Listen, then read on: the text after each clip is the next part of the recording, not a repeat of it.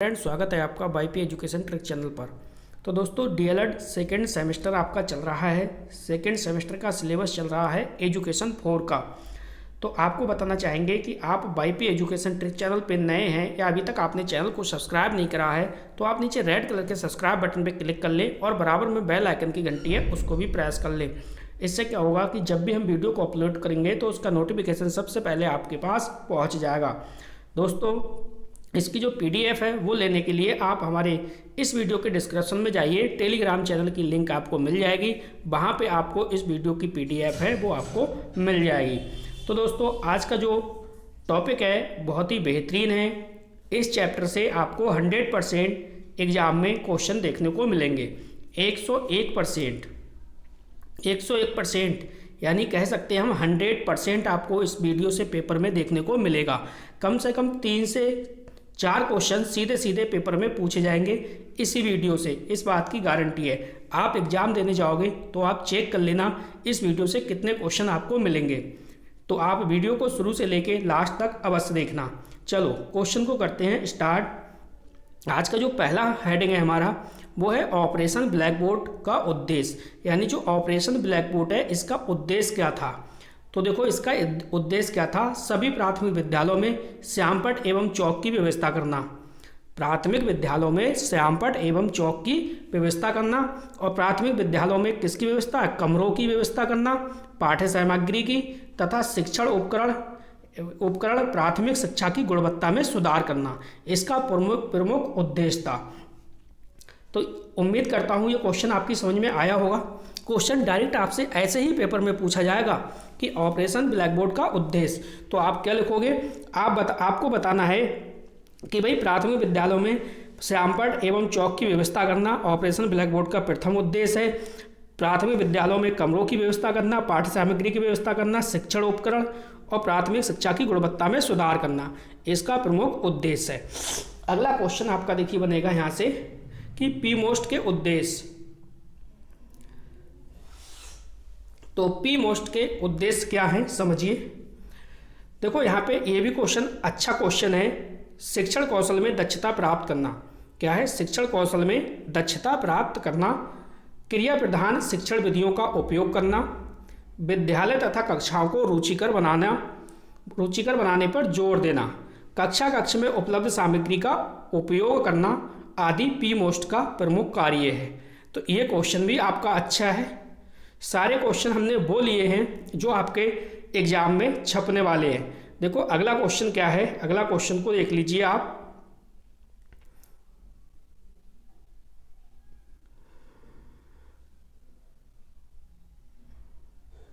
अगला क्वेश्चन है भाई, डीपीईपी योजना के अंतर्गत किन पक्षों पर विशेष बल दिया गया है। तो डीपीईपी योजना के अंतर्गत किन पक्षों पर विशेष बल दिया गया है। देखो, 3 प्रमुख पक्षों पर विशेष रूप से बल दिया गया है।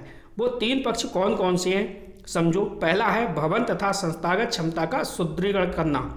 भवन तथा संस्थागत क्षमता का क्या करना है, सुदृढ़ीकरण करना है। ये प्रमुख उद्देश्य है या कह सकते हो इस पर विशेष रूप से बल दिया गया है। प्राथमिक शिक्षा तक पहुँच का विस्तार, यानी जो प्राथमिक शिक्षा तक पहुँच का विस्तार बढ़ाना है, विस्तार करना है प्राथमिक शिक्षा तक। नेक्स्ट है गुणवत्ता में सुधार और समप्राप्ति ह्रास में कमी लाना। यानी गुणवत्ता में सुधार और समप्राप्ति ह्रास में क्या है, कमी लाना। ये प्रमुख इनके कार्य हैं। अगला क्वेश्चन बहुत ही बेहतरीन क्वेश्चन है, इसको भी आप देख लीजिए। अगला क्वेश्चन जो कह रहा है, क्या कह रहा है समझो। अगला क्वेश्चन कह रहा है कि जिला प्राथमिक शिक्षा कार्यक्रम के तहत केंद्र सरकार द्वारा 40 करोड़ खर्च का प्रावधान है। आपसे क्वेश्चन पूछा जाएगा सीधे सीधे, यही क्वेश्चन आपसे डायरेक्ट बनेगा पेपर में। जिला प्राथमिक शिक्षा कार्यक्रम के तहत केंद्र सरकार द्वारा 40 करोड़ खर्च का प्रावधान है। अगला क्वेश्चन है कि स्कूल रेडीनेस प्रोग्राम के 2 उद्देश्य। तो स्कूल रेडीनेस प्रोग्राम के 2 उद्देश्य पूछेगा। तो 2 उद्देश्य आपको बताना है भाई। बच्चों में स्कूल के प्रति सकारात्मक दृष्टिकोण विकसित करना है। स्कूल रेडीनेस प्रोग्राम का पहला जो उद्देश्य है वो क्या है, बच्चों के अंदर या बच्चों में स्कूल के प्रति क्या करना है, सकारात्मक दृष्टिकोण विकसित करना है। नंबर 2, कक्षा प्रक्रियाओं में बच्चों की क्या है, कक्षा प्रक्रियाओं में बच्चों की भागीदारी में वृद्धि करना है। नेक्स्ट क्वेश्चन है, देखो SOPT कार्यक्रम क्या है। पहले तो इसका पूर्ण नाम आप याद रखिए। इसका जो पूरा नाम है वो है special orientation for primary teacher. इसकी फुल फॉर्म डायरेक्ट पेपर में पूछी जाएगी। अगला क्वेश्चन देखो,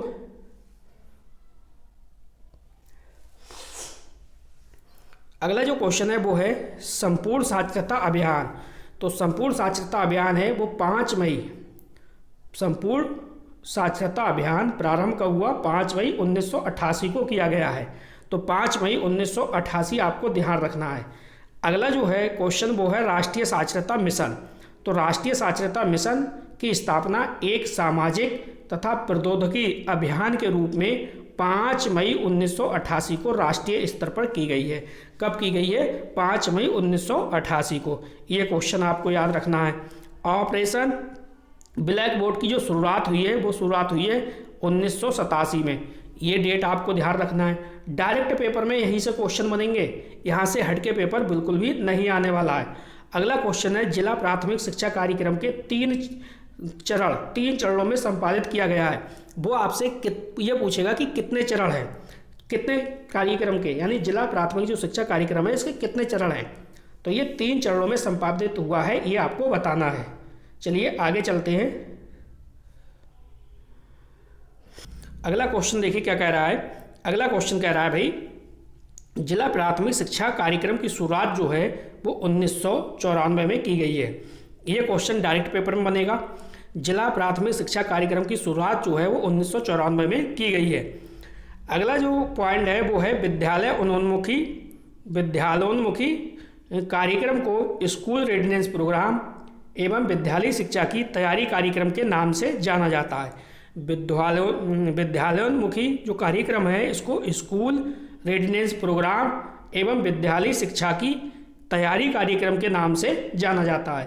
तो यह भी क्वेश्चन आपसे पेपर में पूछ सकता है। दोस्तों क्वेश्चन हमने बिल्कुल बेहतरीन लिए हैं आपके लिए। बेसिक शिक्षा परियोजना का उद्देश्य क्या है। तो बेसिक शिक्षा परियोजना का क्या उद्देश्य है भाई, शिक्षा का सार्वभौमिकरण करना है, शिक्षा को जन जन तक पहुंचाना है। नेक्स्ट दूसरा पॉइंट है 14 वर्ष तक के सभी बालकों को शिक्षा के अवसर उपलब्ध कराना है। यानी आयु जिनकी 14 वर्ष हो गई है बच्चों की, 14 वर्ष तक के सभी बालकों को शिक्षा के क्या करना है, अवसर उपलब्ध कराना है, ये काम है। नेक्स्ट देखो ऑपरेशन ब्लैक बोर्ड के माध्यम से विद्यालयों में प्रदान की जाने वाली सुविधा। तो ऑपरेशन ब्लैक बोर्ड के माध्यम से विद्यालयों में कौन सी सुविधाएं प्रदान की जा रही हैं उनको बताइए। तो देखो पहला पॉइंट है शिक्षण एवं अधिगम की आवश्यक सामग्री उपलब्ध हो। यानी शिक्षण जो यानी टीचिंग, अधिगम जो जिसके माध्यम से सिखा रहे हो, ठीक है, वो उसकी क्या है आवश्यक जो सामग्री है वो उपलब्ध हो। दूसरा पॉइंट है विद्यालय एवं कक्षा को आकर्षण बनाया जाए। विद्यालय और कक्षा को आकर्षण बनाना है जिससे ज़्यादा से ज़्यादा बच्चे आकर्षित हो और विद्यालय में प्रवेश लें। नेक्स्ट है इसमें अगला देखो क्वेश्चन है, अच्छा क्वेश्चन है, पी मोस्ट का पूरा नाम। पी मोस्ट का पूरा नाम क्या है। तो इसका है देखो programme for mass orientation of school teacher, या फुल फॉर्म रट के रखिए, स्टार लगाओ इस क्वेश्चन पे बेटा। नेक्स्ट है पी मोस्ट क्या है। तो पी मोस्ट शैक्षिक अनुसंधान एवं प्रशिक्षण परिषद द्वारा 1986 में प्राथमिक तथा माध्यमिक शिक्षकों में व्यवसायिक दक्षता बढ़ाने के लिए चलाया गया एक कार्यक्रम है। तो पी मोस्ट क्या है ये भी आपने पढ़ लिया। अगला जो हमारा क्वेश्चन है, अगला क्वेश्चन है कि ऑपरेशन ब्लैक बोर्ड योजना के अंतर्गत वस्तुएं, कौन कौन सी वस्तुएं आएंगी। तो देखो सबसे पहले तो आएगा ब्लैक बोर्ड। क्या आएगा, ब्लैक बोर्ड। इसके बाद विज्ञान किट के साथ साथ खेल सामग्री व खिलौने। नेक्स्ट है विद्यालय की घंटी, जो विद्यालय घंटी है वो। तो ये आपके सामने ऑपरेशन ब्लैक बोर्ड योजना के अंतर्गत वस्तुएं हैं। बहुत ही बेहतरीन बेटा क्वेश्चन है, इसको आप रट लीजिए, स्टार लगाइए। थोड़ा सा सेकेंड सेमेस्टर अदर सेमेस्टरों की अपेक्षा थोड़ा सा कठिन है, तो इसलिए बेटा मेहनत आप आराम से करते रहिए, लगातार कंटिन्यू आप मेहनत करिए, अच्छा स्कोर आपका आएगा। अगला क्वेश्चन है डीपीईपी विश्व बैंक की वित्तीय सहायता से संचालित किया गया है। तो डीपीईपी किसकी सहायता से संचालित किया गया है, ये क्वेश्चन पूछेगा। तो आपका आंसर होगा कि डीपीईपी जो है वो विश्व बैंक की वित्तीय सहायता से संचालित किया गया है। अगला क्वेश्चन, एसओपीटी मानव संसाधन विकास मंत्रालय द्वारा प्राथमिक स्तर के अध्यापकों के लिए संचालित की गई है। तो पूछेगा आपसे कि किसके लिए संचालित की गई है, तो प्राथमिक स्तर के अध्यापकों के लिए आपका आंसर हो जाएगा। अगला क्वेश्चन देखो, अगला क्वेश्चन हमारा क्या कह रहा है भाई, अगला क्वेश्चन कह रहा है कि प्रथम चरण में डीपीईपी देश के 7 राज्यों और 42 जनपदों में संचालित किया गया था। यानी प्रथम चरण में डीपीईपी देश के लगभग 7 राज्यों और 42 जनपदों में संचालित किया गया था। अगला क्वेश्चन देखो, अगला क्वेश्चन है, स्टार लगाओ भाई, बहुत ही अच्छा क्वेश्चन है। क्वेश्चन कह रहा है आपसे कि ड्रॉप आउट के संदर्भ में डीपीईपी के उद्देश्य क्या हैं। तो क्या उद्देश्य है, देखो, प्राथमिक शिक्षा के साथ सभी छात्रों को जोड़ना है। यानी ड्रॉप आउट के संबंध में डीपीईपी के क्या उद्देश्य है, प्राथमिक शिक्षा के साथ सभी छात्रों को जोड़ना है और औपचारिक शिक्षा प्रदान करना है, औपचारिक शिक्षा प्रदान करना है। अगला क्वेश्चन देखो, अगला क्वेश्चन क्या है, अगला क्वेश्चन देखिए पूछा गया है आपसे, एक मिनट रुकिए, अब देखिए अगला क्वेश्चन कह रहा है कि भाई उत्तर प्रदेश बेसिक शिक्षा परियोजना के मुख्यतः 2 कार्य बताओ। तो उत्तर प्रदेश बेसिक शिक्षा परियोजना के मुख्यतः 2 कार्य क्या हैं, चलिए देखिए। देखो, प्रबंधकी तथा अकादमिक व्यवस्था करना, ये इसका प्रमुख कार्य है, प्रबंधकीय तथा अकादमिक व्यवस्था करना। इन दोनों कार्यों के अंतर्गत संस्थागत क्षमता में वृद्धि करना है, शैक्षिक गुणवत्ता में उन्नयन तथा बेसिक शिक्षा तक लोगों की पहुंच को सुनिश्चित करना आदि, ये है परियोजना के मुख्य कार्य। अगला जो क्वेश्चन है इस पे भी आप स्टार लगाओ बेटा, ये भी बहुत ही बेहतरीन क्वेश्चन है, ये भी बहुत ही अच्छा क्वेश्चन है। संपूर्ण साक्षरता अभियान की विशेषताएं। तो संपूर्ण साक्षरता अभियान की विशेषताएं क्या हैं, देखो, संपूर्ण साक्षरता अभियान की सफलता पूर्ण रूप से जनता की अभिप्रेरणा एवं समुदाय के सहयोग पर आधारित है। दूसरा है, यह कार्यक्रम त्रुटि निवारण एवं जन सहभागिता के पक्षों को सम्मिलित करता है। अगला जो पॉइंट है वो है, यह एक लक्ष्योन्मुखी कार्यक्रम है, मात्र नामांकन में वृद्धि करना ही इसका उद्देश्य नहीं है। यह एक लक्ष्योन्मुखी प्रक्रिया कार्यक्रम है, इसका काम मात्र नामांकन में वृद्धि करना ही नहीं है, ये उद्देश्य उसका नहीं है, ये आपको ध्यान रखना है। अगला क्वेश्चन देखो, अगला क्वेश्चन है कि विद्यालयोन्मुखी कार्यक्रम।